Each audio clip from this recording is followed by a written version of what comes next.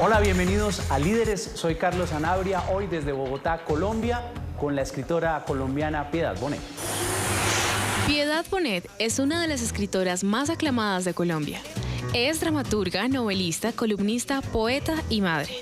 Incluso en sus episodios más oscuros, Piedad ha encontrado la fuerza para contar el suicidio de su hijo en el libro Lo que no tiene nombre. La honestidad de su texto ha servido como estímulo para aquellos que se identifican con su historia y buscan alivio entre sus páginas.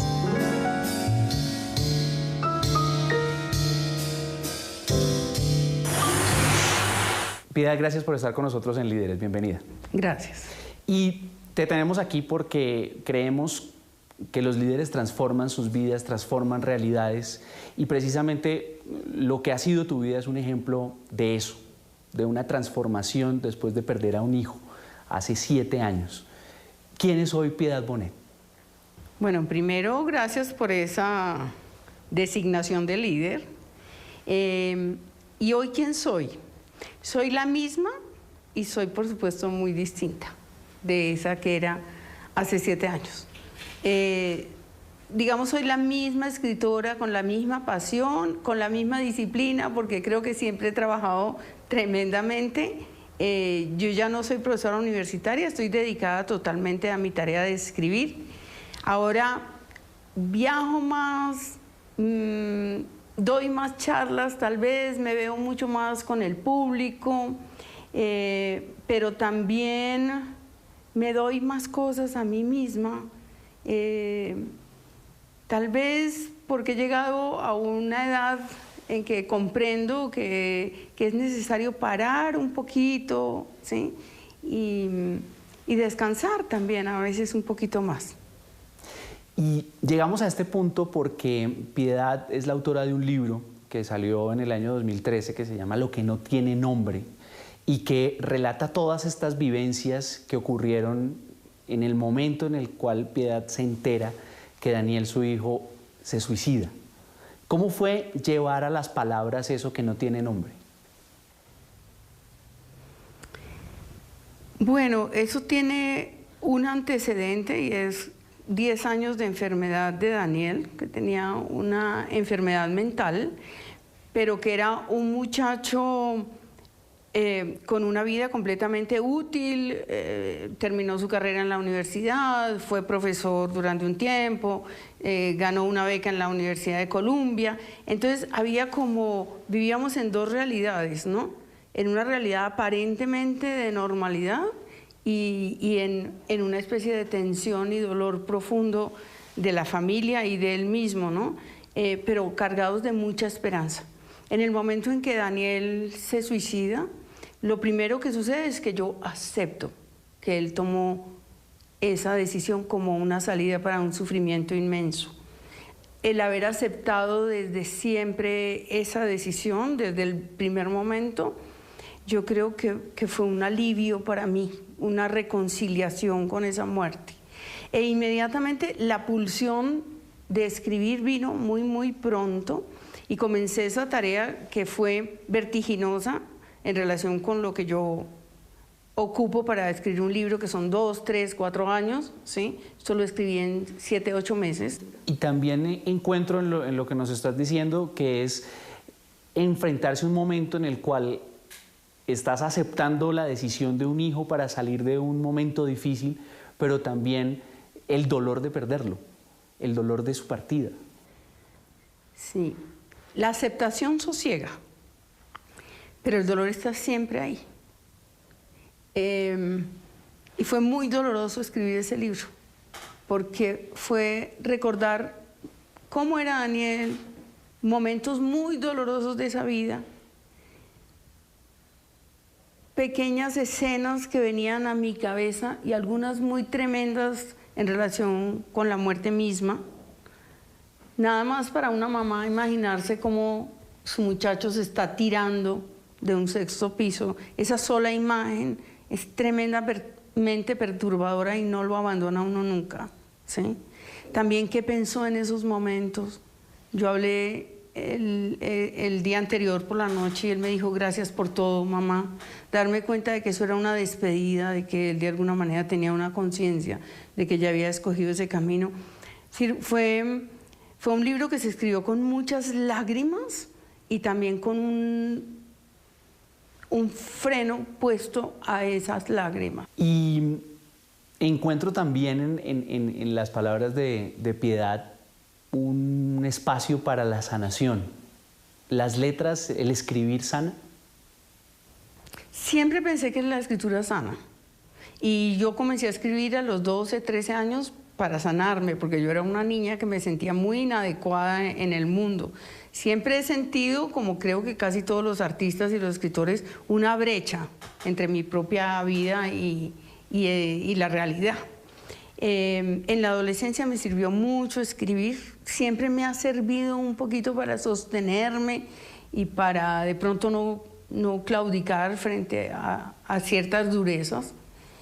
Y en este caso yo podría decir que sí, es bastante sanador escribir, aunque yo no diría que uno se sana nunca de una herida de esa dimensión, es decir, tal vez se cure de otras muertes cercanas, pero de una muerte de un hijo, y sobre todo porque ese hijo ha tenido que escoger ese camino para mitigar un dolor muy grande, eso yo creo que eso no se cura nunca.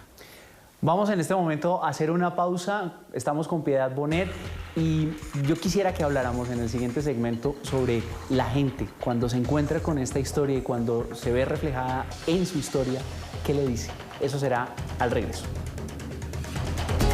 Seguimos en Líderes con Piedad Bonet. Estamos hablando de su historia, de sus libros, de lo que ha significado estos 7 años de transformación, de pensar y de pensar, pero también de compartir con mucha gente lo que está escrito allí, en Lo que no tiene nombre, y lo que muchas personas seguramente le han contado.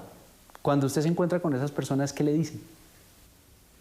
Bueno, yo fui la primera sorprendida en ver la conmoción social que este libro causó y me di cuenta de que esta sociedad tiene unas heridas muy grandes de las cuales no se habla. Básicamente la enfermedad mental y el suicidio en este caso, ¿sí? También del tabú, del miedo, de muchas emociones alrededor de esos temas. Y ahí mismo que el libro salió, cuando la gente venía a que yo se lo firmara, que fueron, digamos, manifestaciones enormes, hubo un momento en que tuve público de 500, 800 personas, algo verdaderamente avasallante.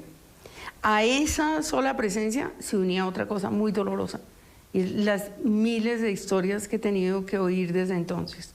Algunas particularmente en persona, de gente que me abraza, de gente que me llora, de cartas hermosísimas que he recibido y que he guardado todas y que he procurado contestar prácticamente todas, de padres que han perdido a sus hijos, de muchachos enfermos, que son las cartas que más me conmueven, de muchachos que acaban de leer ese libro y que reconocen que ellos tienen también eso, de muchachos que se solidarizan con la muerte de Daniel, y de gente común y corriente que me dice cosas muy hermosas y consoladoras, la mayoría, y también que me dicen a veces cositas feas por ahí, porque no falta la maldad humana, ¿no?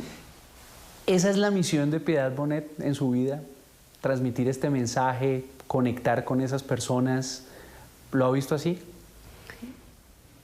Pues no me gusta reducir, digamos, mi vida a ese libro y a ese mensaje. Como que la vida me atravesó esa posibilidad, ¿sí?, de ayudar socialmente, porque he hablado con médicos, he estado en hospitales mentales, es decir, he tenido unos públicos que pueden a su vez transformar, ¿no es cierto?, a partir de este testimonio mío. Pero yo veo mi vida, mi misión en la vida ha sido transformar en palabras un montón de experiencias que no son solo la experiencia de la muerte de mi hijo. Yo creo que soy una escritora y por mí pasa la realidad y se transforma en palabras. O sea, una cosa un poquito más amplia que esta. ¿Palabras en prosa o en poesía? Porque en las dos arenas se mueve y en las dos aguas se mueve muy bien Piedad Sí, Bonet? yo amo sobre todo la poesía. Ese, digamos, es como mi lenguaje más natural, ¿sí? Pero yo me enamoré de la prosa desde siempre como lectora y cuando escribí mi primera novela quedé enviciada, digamos, a la prosa, de manera que no la he podido dejar. Vamos a la pausa en Líderes, nos vamos a mover de este escenario, pero vamos a ir a la biblioteca de Piedad Bonet, donde ella nos va a mostrar algunos de sus tesoros. Eso será al regreso. Regresamos a Líderes y como les habíamos comentado, ya en la biblioteca con Piedad Bonet. Este es el espacio donde ella escribe, donde tiene sus tesoros. ¿Cómo cuáles? Bueno, mis tesoros son de distinta índole. Por supuesto, libros que amo mucho por cualquier razón. Este libro, digamos, es el más antiguo que tengo y es un libro del siglo XVII, que es Macbeth, que compré en Londres, en un mercado de las pulgas. Y lo que me puse a pensar es que todavía cuando la gente leía este libro, estaban peinados a la usanza del siglo XVII, tenían todas esas... Y eran muy pocos los que podían leer, también. Sí, y además, pues esto no se sabía también lo extraordinario que era. No es un libro que me haya costado demasiado, ¿sí? Pero sí es un libro que aprecio, digamos, especialmente porque yo dicté clases de Shakespeare durante mucho tiempo, porque he hecho también dramaturgia, porque Shakespeare es uno de mis autores preferidos. Eso quería saber, ¿qué significa Shakespeare? ¿Y hay influencia en lo que escribe Piedad? No, para nada, no, pero me enseñó muchísimo sobre teatro, claro, enseñándole a los estudiantes qué era lo que hacía Shakespeare con ese teatro tan particular que él hace. Yo aprendí muchísimo para hacer mi propia dramaturgia. Por aquí está el libro también con el que Piedad aprendió a leer. Bueno, tengo esa colección que es El Tesoro de la Juventud, que la gente de mi generación aprendió a leer en este libro. Casi todos los escritores que tienen mi edad o similar leyeron de niños este libro, que tiene cuentos de hadas, tiene poemas, tiene el libro del porqué. Bueno, en fin, esta colección yo la tenía de niña porque me la compró mi papá en el pueblo donde yo nací, que es Amalfi. Cuando nos vinimos, él me preguntó si nos la traíamos y yo, muy oronda, le dije que no, que yo ya me había leído todo eso. Yo tenía 7 años, ¿sí?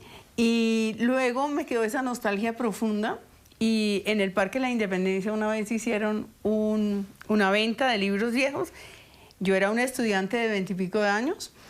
Me encontré con esto que se llama El Tesoro de la Juventud y efectivamente era mi gran tesoro y me acuerdo que saqué pues toda la plática que tuve para comprar estos 12 tomos que son. Aprender a leer, ¿eso es para un escritor quizás un momento definitivo en su vida? Sí, absolutamente. Es decir, a mí mi mamá me enseñó muy chiquita a leer, pero sobre todo me encontré con la literatura. Mi mamá me leía cuentos. Yo leía, sí, lo que tenía a mano en una biblioteca muy modesta, pero en esta colección fue que definitivamente me metí en ese mundo que era el que me iba a acompañar para siempre. Y es una biblioteca que también tiene colorido y colecciones. Por aquí vemos una de pequeños juguetes que creo que antiguos. tengo una parte infantil muy acusada. Y también coleccionista, creo que eso es una especie de aberración también en los seres humanos. Entonces, nada, estos son mis alebrijes que he traído de México y por ahí de donde viajo, pero la colección que verdaderamente quiero es esta de muñecos de cuerda, que comenzó con ese elefante que me trajo mi hija de Nueva York alguna vez y como que me fasciné tanto que a donde voy buscando esos muñecos. El más antiguo que tengo es este, que es de un gaucho, lo compré en la Argentina, y digamos es de la primera mitad del siglo XX, un gaucho a caballo. ¿Pero qué le produce? ¿Qué sensación hay con estos objetos? No, la belleza. Simplemente la belleza y tal vez esa cosa infantil que yo digo y que no es un chiste. Mi hijo Daniel me traía. Por ejemplo, me lo trajo de un viaje a Alemania. Cuando la gente sabe que uno tiene esos gustos, como que, pero yo espero que no me vayan a regalar demasiados tampoco, sí, porque ya creo que está bien. Y lo otro que creo que es tal vez el más preciado de mis tesoros son los cuadros que dejó Daniel. Por aquí, de hecho, hay una fotografía. Sí, esto es una invitación que hizo el Fondo de Cultura Económica, que hizo la exposición de algunos de los cuadros de Daniel, como a los 3 años de haber publicado yo mi libro, o a los 2 años. Este es un cuadro tremendo que no está en mis manos ya. Se lo regalé a una persona a la que le tenía un gran agradecimiento. Pero en mi casa hay por lo menos colgados unos 6 o 7 cuadros de los suyos, y los otros los repartí pues a la familia que lo sepa, a la gente que lo sepa tener. Y digamos que eso es para mí en este momento de la vida lo más preciado, ¿no? Son cabezas de perros, casi todos. Y autorretratos. Digamos, ¿Por qué los perros? Lo más valioso que hizo fue eso, autorretratos a los 18 años. Y perros porque hizo su trabajo de grado en la Universidad de los Andes sobre el tema de la vigilancia, de lo de Foucault. Yo creo que Daniel estaba trabajando sobre lo más íntimo suyo, quizás sin saberlo, sobre el secreto, porque en muchas obras los perros tienen bozales, pero las personas también tienen como mordazas.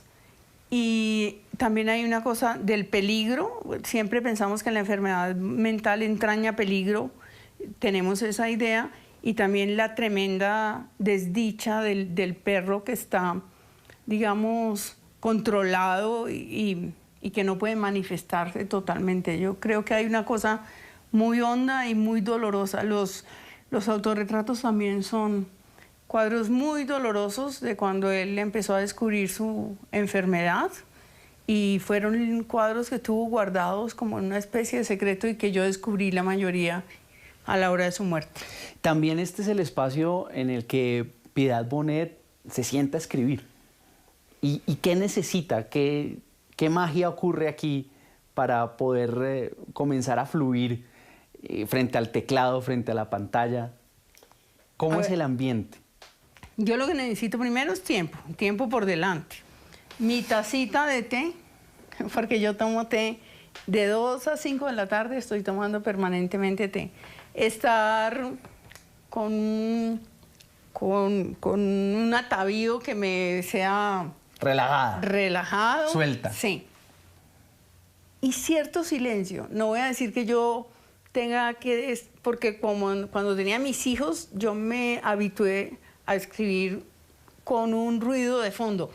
Pero, por ejemplo, no pongo música, que tengo mucha música y la amo mucho, pero el ritmo de la música interfiere con el ritmo de mi prosa. Es decir, mi cabeza estaría ya presa del ritmo de la música. Entonces, yo trabajo con relativo silencio. No necesito nada más. Necesito toda esta biblioteca que tengo, porque si se me ocurre un verso de Marianne Moore, entonces yo voy y lo busco, porque siempre tengo clarísimo dónde tengo las cosas, a pesar de que mi espacio parezca un poco caótico, pero tengo clasificada muy bien mi biblioteca, países, temas, orden alfabético, en fin. ¿Algún olor, alguna luz particular que tenga que estar en este espacio para ese momento de creación? Un poco de luz, por supuesto. Yo tengo mi rinconcito por el cual miro las montañas. Ajá. Eso es muy importante para mí. Tener una vista agradable y básicamente el olor de mi té, y de vez en cuando de un chocolatico que me gusta comerme ahí con mi té. Nosotros entonces ya la vamos a dejar para que usted se vaya a escribir y se concentre aquí en la biblioteca de Piedad Bonet. Le decimos muchas gracias por estar con nosotros en Líderes. Bueno, no, Carlos, a ustedes muchísimas gracias por darme esta oportunidad. Y a ustedes muy amables por su sintonía. Nos veremos en la próxima oportunidad. Soy Carlos Sanabria en Líderes.